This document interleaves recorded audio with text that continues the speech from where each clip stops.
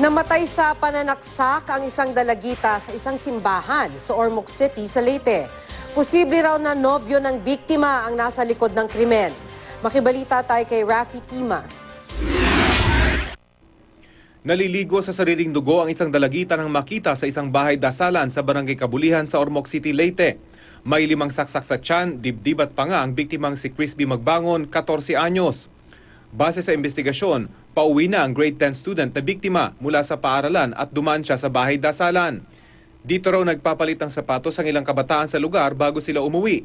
Pero ang biktima hindi na nakaalis doon. Bandang alas 4 ng hapon kahapon, nakarinig ng sigaw sa lugar ang ilang residente. Pero hindi raw nila matukoy kung saan ito nanggaling dahil sa lakas ng pag-ulan sa lugar. Nang tumila ang ulan, nakita nila ang katawan ng biktima. Bago ito, nakita nilang isang lalaking may dalang kutsilyo na tumatakbo papalayo sa lugar. Katuling niya ko nung kwan, nanguyap ko na lagianin niya. Kanya? Atangan ko no diya kanina may nakakita man.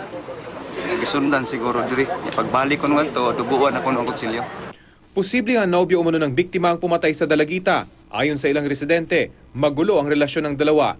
Bago ang insidente, tuluyan na raw nakipaghiwalay ang biktima sa suspect dahil sa kanyang pag-aaral. Hinahanap ngayon ng suspect habang patuloy na iniimbestigahan ang insidente. Rafi Tima, GMA News.